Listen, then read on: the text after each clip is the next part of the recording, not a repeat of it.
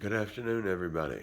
Brother Ed coming to you once again this afternoon from Louisville, Kentucky, with American Stealth, the news you can use, and some things to think about. Is it just me, or has anybody else possibly wondered why it is that with as many closings of as many establishments as there have been over this viral infection that's spread throughout the world, apparently has caused a great deal of disruption in several countries. The worst hard hit at this point appears to be China and Iran.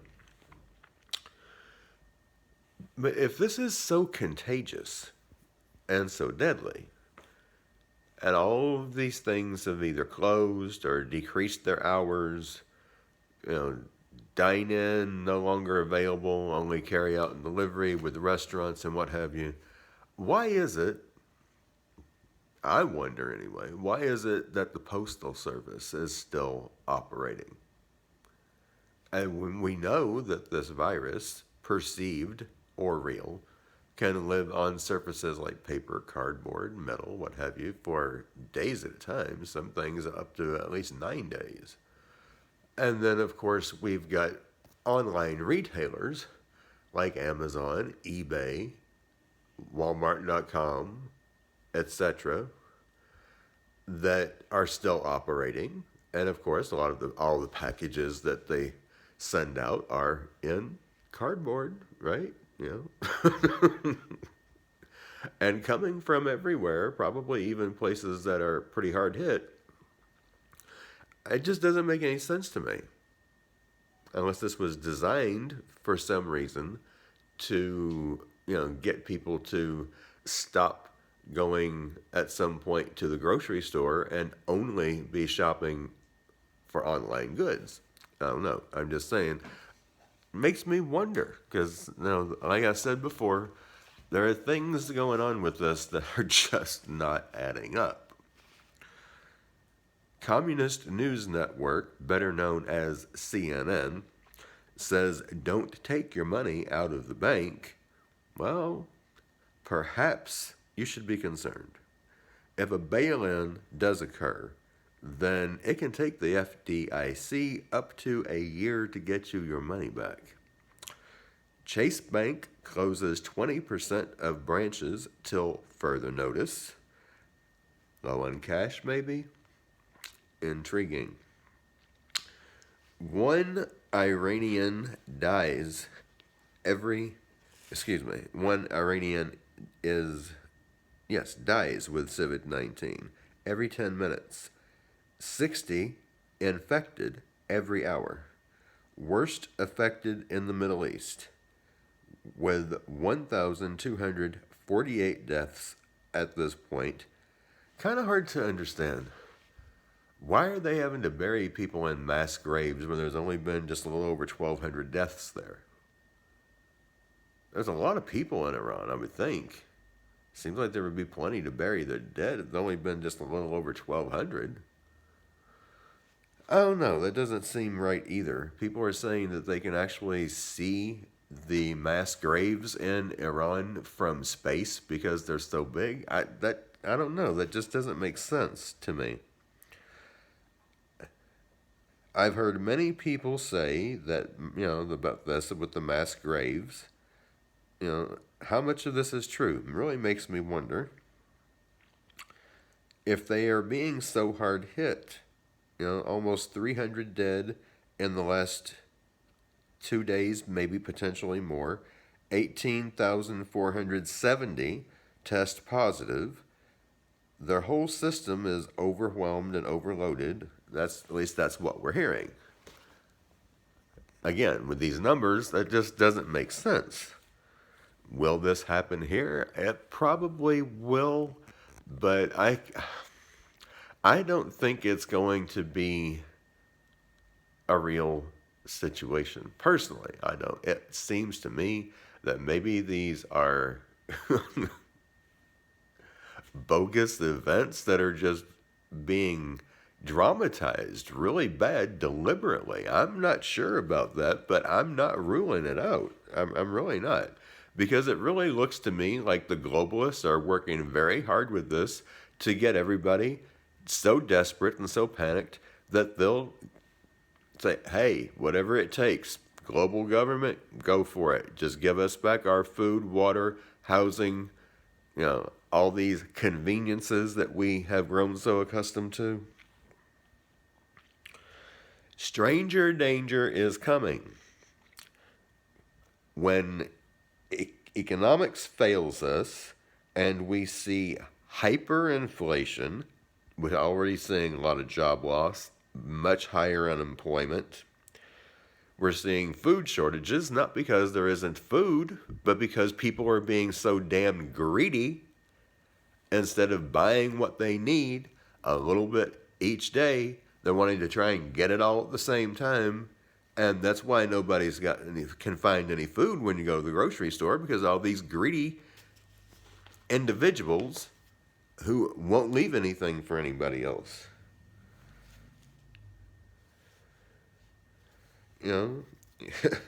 American dependence on banks, including Social Security, many programs for the poor may be cut, drastically cut, perhaps. Wouldn't be surprised. It's not looking that way at this point, but it could happen at some point depending on how bad this gets. Many cities are issuing curfews due to an already increased crime rate. Self-defense unit sales market. Self-defense unit sales market skyrockets. Shortage of meds people rely on could occur. Bank of America says we are in a recession. Of course, right now it's recession. It very well could become depression, and likely will. Many top CEOs are resigning and hiding in bunkers. 0% interest rates for 7-year car loan. Like that's going to be some sort of a cure for the economy. Get everybody buying and driving a car when they're in lockdown and can't go anywhere. Makes a whole lot of sense, doesn't it? Okay, now here comes the really big and serious part of this. To bug in or bug out? That is the question for all of us to have to make for ourselves and our families. If you decide to bug in, I may be missing some things, and if I am, you're more than welcome to add things in that you think people might need. But you will definitely need body and oral hygiene supplies. Lots of all of these things, by the way. 6 months, a year, 18 months if possible. If not, then just do the best you can with what you can get. First aid, non-perishable food. If you can get a gun, do it. If you can't, then get one of those professional hunting, fishing slingshots. You can get a hunting slingshot rifle, crossbow. Each member of your family old enough to use one should have one. You will need everyone defending your home and your goods. Depending on which you get, you'll need arrows. Otherwise, you only need rocks. You don't necessarily need to buy these metal balls and clay balls. You got a slingshot. Rocks are plentiful, and they can do pretty serious damage with enough pressure behind that kind of a projectile. So I would suggest that. Get a hammer and nails, because you may need to board up your doors and windows, depending on how bad this gets and who starts roaming around your community trying to break into people's houses and steal by force.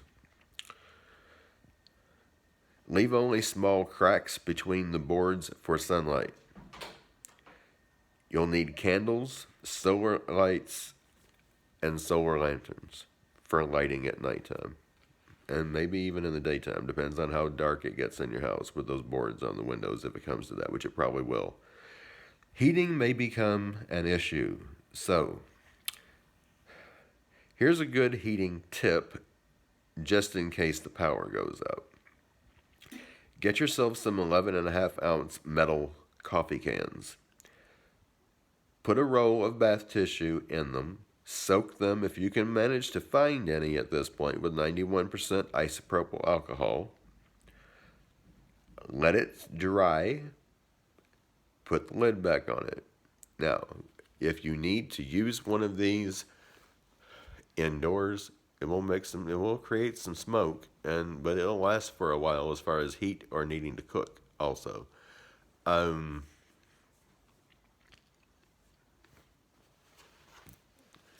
That may be the only means of heating, that you have for a while. It just depends on what's going on at the time. If you have to use it indoors, make sure you've got some sort of a stone surface that you can put it on so that it doesn't burn through wood or carpet. Would be a good idea to get a grill and stock up on charcoal, igniting fluid,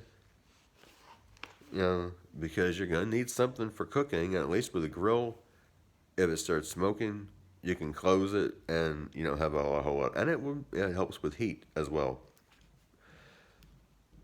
In the event of a prolonged power outage or governmental disruption of the internet and cell phones, a shortwave radio with solar power and or hand crank power will be beneficial. Could be your only means of communication with anyone outside your community, much less your city.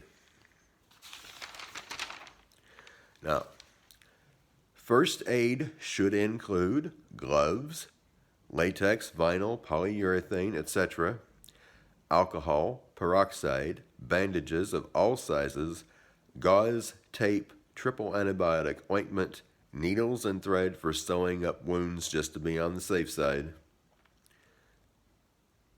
high-proof grain liquor for pain, because if you find yourself in a situation where you are having to sew somebody up, they're going to need more than Advil, Tylenol, Aleve, something like that.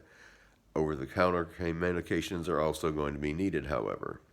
Now, I found a much larger list of antibiotic herbs and antiviral herbs. You need both, but I would stock up first on the antiviral if you can.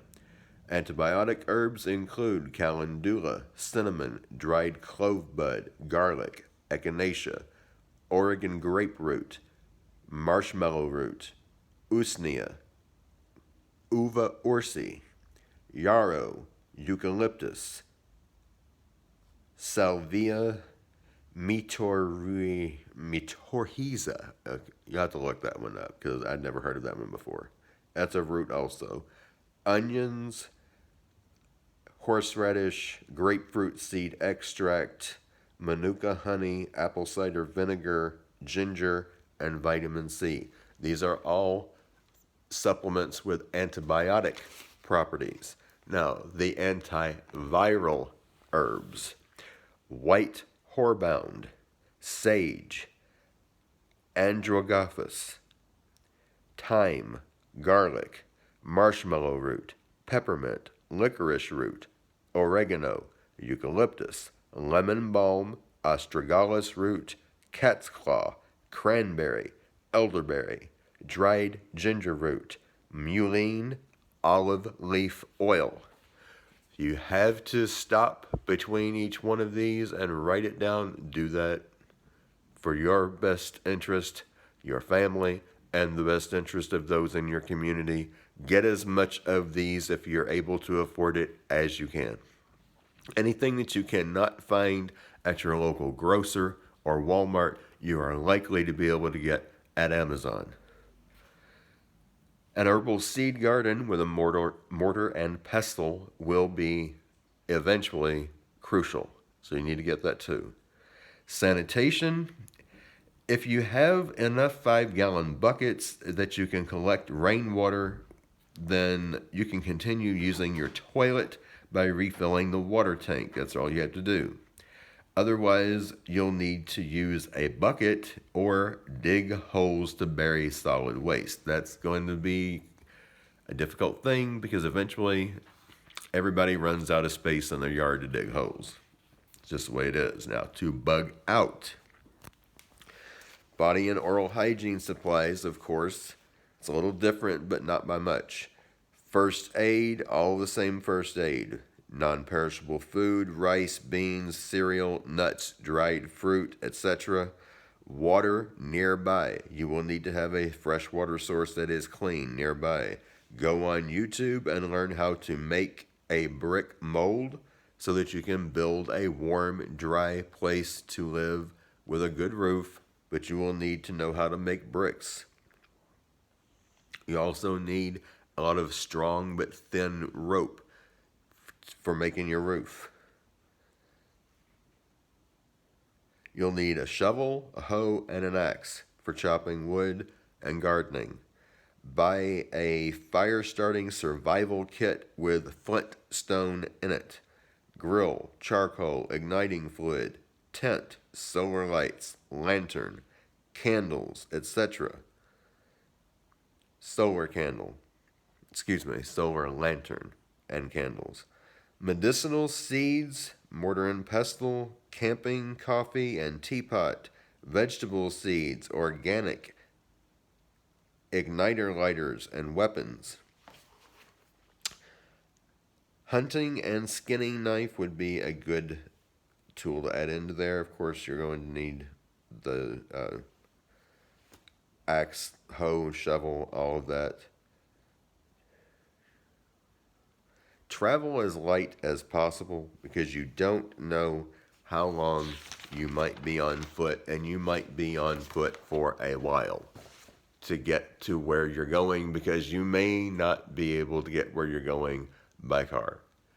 If it comes to a situation of medical martial law and people are trying to get out, but the roads and highways are so blocked that you just can't, people could be dying in the process of trying to get out.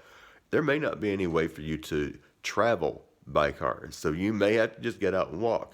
So you're going to have to travel as light as you can and still have everything that you absolutely have to have for the time being for at least a few days. And you're just going to have to do the best you can with what you got. Till next time, this is all tentative because we don't know exactly how bad it's going to get, what's going to happen. But we know it could. So be as prepared as you can be. And if you're able to be as prepared as you need to be, help others along the way in the process. Don't be a wuss. Don't want to do that. Be strong, be brave, be human. Maintain your humanity. Don't forget that you walk with Christ, and you need to do for people what he did and what he would be doing now if he were walking among us, dealing with all this with us together. Till next time, Bro Ed the Red saying, I love you. I'm just going to be here for you if you need me. Don't forget that. Be at peace. Be prepared. Be in prayer. And don't stop praying. Bro Ed the Red, signing out.